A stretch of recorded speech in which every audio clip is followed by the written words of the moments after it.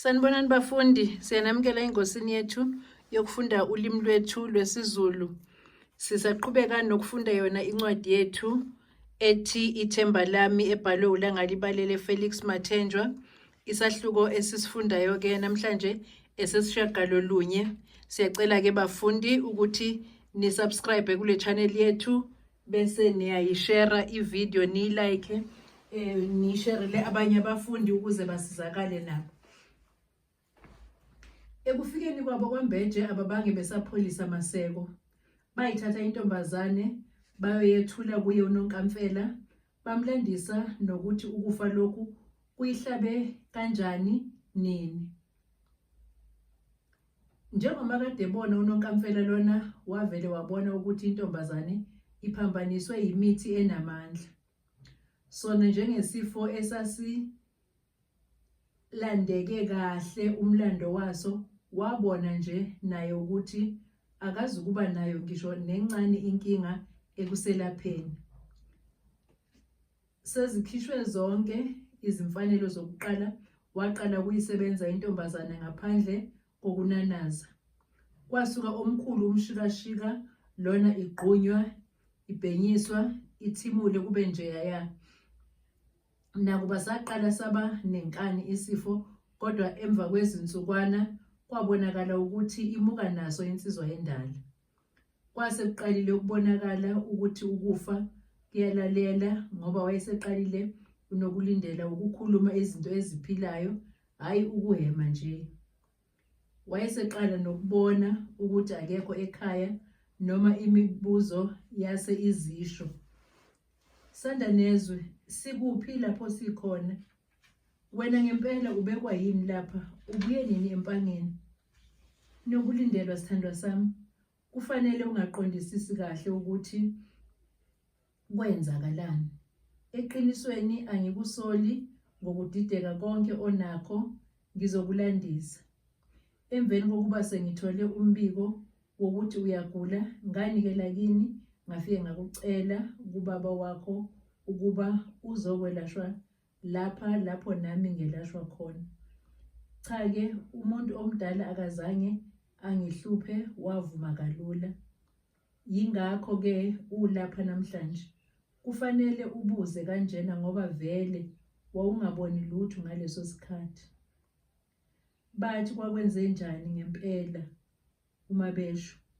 Angazi phela mina, kodwa ngizwa kubaleka igama likaNomgedla noZabalaza kule ndaba.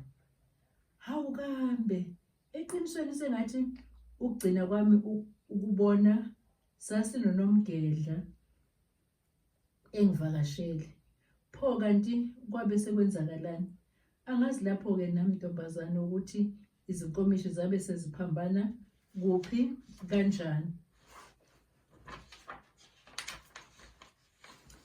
Ngiyabona mkhumane wami, abathakathi basenhla bafuna ukungibulala, bafuna ukungibulalela wena sithandwa sami. Ababaningi mntakwethu, nawe uyazi. NguZabalaza kuphela, kodwa-ke angeke agcine ngimfunge uNomkhizo wakwethu. Kwathuleka isikhashana endlini, wezwakala uSandanezwe esethi, ngiyathokoza nokho uma usunjena nokulindela. Sekuzoba lula nokuphathisa into ezwakalayo kumzala uZondiwe ukuthi afike ayisho ekhaya. Hawu, kanti kukhona noZondiwe? Ubungangitsheli ngani? Bengizokutshela nini ngoba ubulibele ukuziphuphela nje. Oye, nami angizenzi muntu wabantu, kodwa ngenziwa yizimfamona. Ngingajabula Nkosi yami uma kungaba khona umuntu ongamane afike angikhonzele kumama. Ngiyazisa ingabe unjani nje lapho ekhona. Ngiyasho uyahlupheka engenaye nomuntu omkhelela amanzi. Nokho akusenani, ngizoba ngcono ngihambe ngiyomsiza. Cha-ke ake uphumule sithandwa. Ngizolayeza kumzala ukuthi uthe akukhonzele kakhulu ekhaya. Ngizosho nokuthi abatshele bangethuki, usungcono kakhulu impela kunento wafika uyiyo. Hayi, ngizobonga mkhumane wami. Basuka-ke oSendanezwe noZondiwe baphelezelana, nemimoya yabo isikhululekile ngoba uNokulindela wayesekhombisa ubungcono obukhulu kabi kunokufika kwakhe. Nginethemba mzala lokuthi nami sengiyofika ngibike into ezwakalayo kwaMchunu, njengoba ulaka lokufa lubonakala sengathi luya ngokuya ludamba nje. Cha, khona mzala akusethusi njengasekuqaleni. Nami ngibona ukuthi usungabamisa idolo. Naye ugcizelele ukuthi umbonele kakhulu kunina, usho ukuthi usemkhumbule. Wenzile bandla mzala, angihambe ngoba kuhlwa ngomnyama, funa izimoto zingifikise ebusuku bese ngiba ukudla kwezinswelaboya. Hayi-ke usiyobabona ekhaya mntakamalume. Emuva lena ebaQolusini indaba esematheni nokubuzwana ngayo imikhuhlane yileyo kaZabalaza noNomgedla. Ekuhambeni kaSendanezwe noNokulindela akubange kusalindwa nokuthi aze abe ngcono uNokulindela, kodwa udaba lwabe seluchaywa ezithebeni kwaMnumzane. Ngesikhathi sokuqulwa kwecala, uZabalaza wakuveza ukuthi umuthi yena wayewuthole kuJiyane, wayesewunika uNomgedla ukuthi ayofakela intombazane. Igama elokhu ezihlangule ngalo elokuthi yena wayengahlose bubi, kodwa indaba sengathi yonakala eqhikizeni asola ukuthi laphambanisa izinkomishi.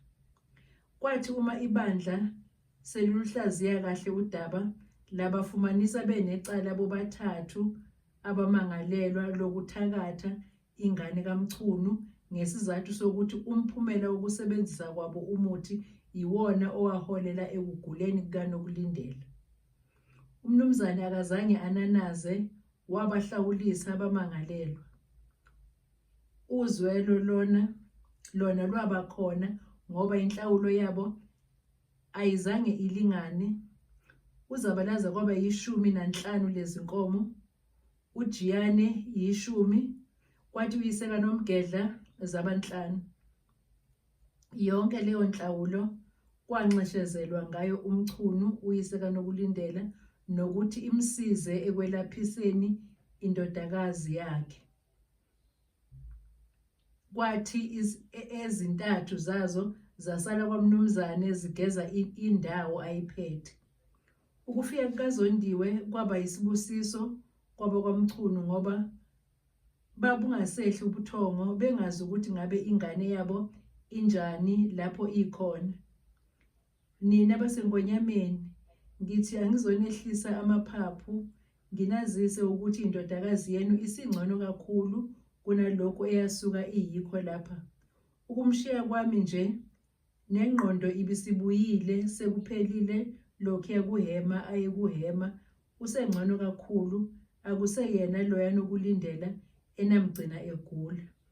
Ohe, umkhulu Simakade, umkhulu Mvelinqangi, nani mathonga akomacingwane aseNgonyameni. Hawu Nkosi yami, kazi ngingabonga ngithini ngengane yami, bebungasehli ngisho ubuthongo. Sengifisa sengathi ngabe sengiyayibona ngamehlo intombi yami. Yiqiniso khona ndodana, njengoba ubona nje sengathi unina wentombazana uthanda ukuphithaniswa injabulo, khona bese singahleli kahle neze ngenxa yokugula komntwana wethu lona. Okukhulu kunakho konke ngibonga ukuphuthuma kwenu enakwenzayo ekubeni senithole umlayezo wokugula kwengane yami. Khona kunjalo baba, okubuhlungu kini kubuhlungu nakithi, okuyintokozo kini kuyintokozo nakithi. Ngakho-ke ndodana, nami ngisazoke ngehle ngiyozibonela ngawami ukuthi unjani undodakazi. Lapho-ke ngiyobe sengikwazi ukuthi sibonisane nomza wakho maqondana nezindleko zokwelashwa kwale ngane yami, ngoba nasekuqaleni asibange sisabhunga okutheni. Empeleni mina senginqume ukuthi ngizozikhokha izindleko, kepha-ke uma nomza wakho efuna ukufaka isandla, ngeke ngimvimbe kulokho. Cha-ke, ngibongile macingwane, angisale sengicela indlela, sethembe ukuthi sizobe silokhu sibonana. Uhambe kahle ngane yami, sibonge kakhulu. Cha ndodana, ndlelanhle. Ubudoda yibo lobo-ke bafana bami, sibonge kakhulu. Behlukana uZondiwe walibangisa ekhaya, umndeni wakwaMchunu wona wasala ugajwe intokozo ngezindaba zendodakazi yabo. Akabangesananaza uMchunu, wasukumela phezulu walungisela ukuya empangeni ayobona indodakazi yakhe. Ekufikeni kwakhe khona wathola ukuthi uSandanezwe wayesezikhokhe zonke izimfanelo ezazibizwe uNonkamfele. Njengoba usho ukuthi usukhokhe konke ndodana, ayisekho into esilele, ngibona kungcono nami kube khona engikufumbathisa khona ngalolu sizo ongenzele lona ngomntanami. Khona kunjalo baba, kodwa-ke nami bekuyilungelo lami ukuthi ngenze lokhu engikwenzile, ngakho-ke angilindele inkokhelo ngakho. Eqinisweni baba, okuhlupha uNokulindela nami kuyangihlupha, ngakho-ke angifuni ukumbona engathokozile. Ngiyabonga ndodana ukungihlengela ingane yami, isicishe yaba uhuhwa oluhambe lucosha amaphepha ngenxa yobuthakathi. Bala sengicishe ngakhohlwa, silibele ukulanda. Nabo-ke abahlobo bakaNokulindela laba ababemenze lo mhlolo lwabe selusale luyadingidwa udaba lwabo. Ekuqulweni kwecala labalahla bobathathu bahlawuliswa. uZabalaza kwaba izinkomo eziyi-15, uJiyane 10, kwathi uyise kaNomgedla zaba 5. Ibandla lazama nokho ukusiduduza ngoba kwathiwa lezo zinkomo zizogeza umuzi zibuye zisithwalise ezindlekweni zokwelaphisa intombazana. Babahlawulise kancane, yeka izwe lisabusa, babezovele bajojwe abathakathi bansondo. Ngiyazisa futhi uNomgedla yena ngiyomkhohlwa ngifile ngiwafunga amachunu, washo uNokulindela wahlengezela izinyembezi. Sona saba sihle impela isigwebo sabo, kodwa ngisafisa ukuzibambela mathupha ngiziphindisele. Kanti-ke ndodana, ungalaleli inhliziyo bese uziphathela umthetho ngezakho izandla ngoba uyojeza ngalokho. Yiqiniso lelo baba, mane nami ngenziwa inhliziyo kwazise ayigayelwa mphako. Sebebingelelene uNokulindela noyise, wabonakala uNokulindela ekhala, kepha kungezona ezosizi kungezenjabulo. Kwaba sengathi bobabili babengasenalo ithemba lokuthi uNokulindela uyobuye aphindele esimeni sakhe. Baxoxa eziningi uNokulindela efuna ukwazi ukuthi ngabe banjani ekhaya. Uyise-ke wagcina eseze wabazisa ukuthi bona njengomndeni banqume ukuthi uNokulindela ake angasheshi ukubuyela ngasekhaya. Into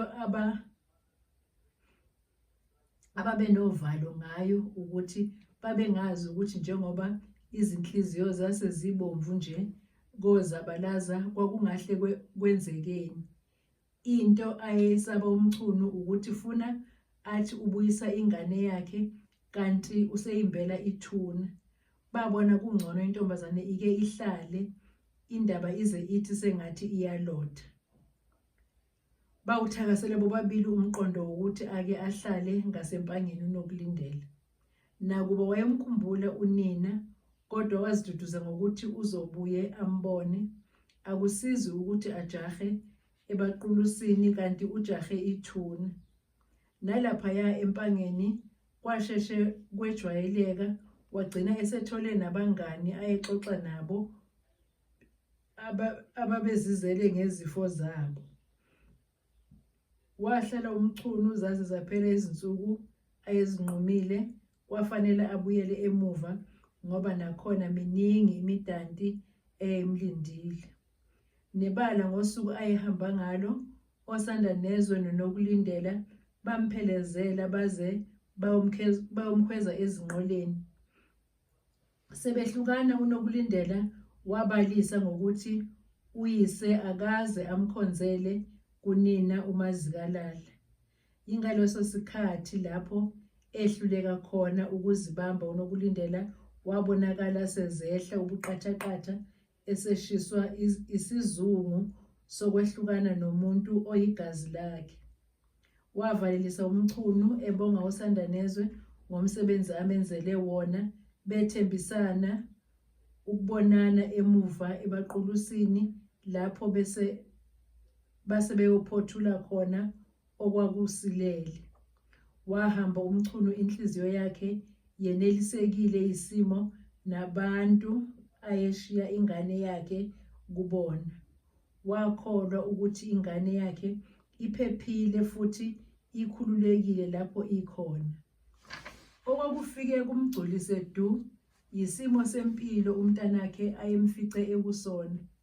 Wayefisa sengathi ngabe sewufikile ekhaya abatshele yonke indaba yokusinda kanokulindela.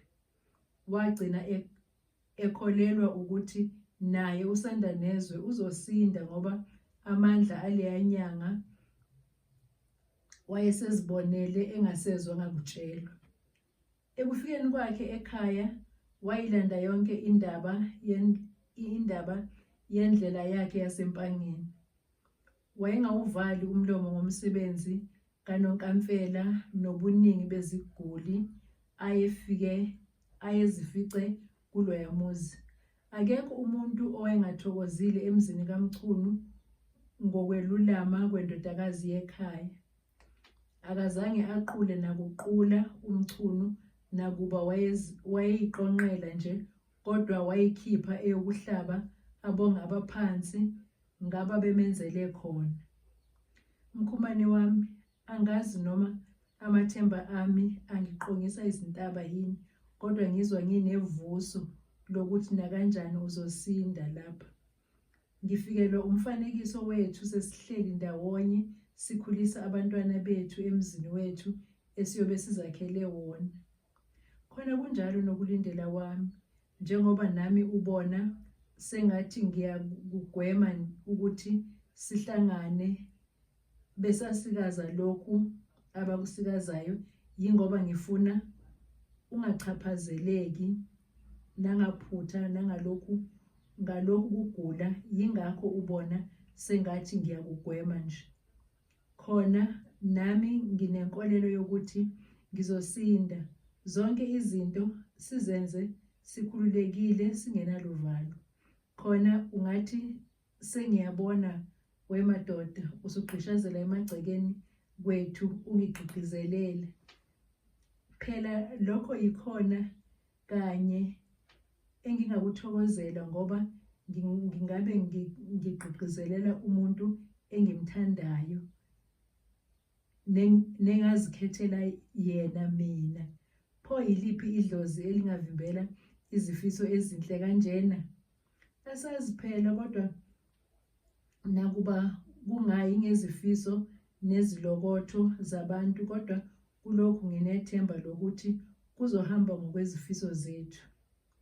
Amadlozi noSimakade ngeke benze ukuthi ubukhona babo sibungabazi. Lisho uliphinde lelo. Mhlazane ngasinda ngizimisele ukuwisa enkulu inkabi, ngenze umsebenzi wokuzibongela kumdali nakwabaphansi. Nakuba unokulindela wayesengcono, kodwa babungabonakali ubungcono kusanda nezwe. Into eyayilokhu imqinise ngamandla yikho ukudumba kwezimbi lapho okwase kwelekelelwa ukudumba kwayo yonke into eyindlala emzimbeni wakhe. Ngalesi sikhathi sengathi noNonkamfela wayesenqena ukusho ukuthi kuyamdida lokhu kufa, ngoba esikhundleni sokuthi ancibilike wayeseya ngokuya ehusheka. Wayesengenwa nayiphika, inhliziyo yokudla yona ingasekho. Ngendlela ayeseyiyo, wawungafunga uthi unenyoka esiswini. UNonkamfela wayelokhu ebamba eyeka engasazi ukuthi yiwona muphi umuthi ozosebenza ngoba nasithondini asitholakali, hleze inkinga yayizoxazululeka. Wayesenovalo naye lokuthi funa sithi siqambe siyatholakala kube ukufa sekuhambe kakhulu. Lokhu kudumba kwezimpi lapho yikhona okwakumxaka kakhulu uNonkamfela, ngoba nakuba wayeke ezwe ngekhubalo elinjalo kodwa lalinabantu balo abalelaphayo, yena nje wayengakaze alelaphe. Lesi sifo sasibonakala ukuthi umsuka waso uhambisana nazo lezi zimbi lapho. Inhliziyo yokwethemba ayisheshanga yashabalala kumfo kaMkhumane.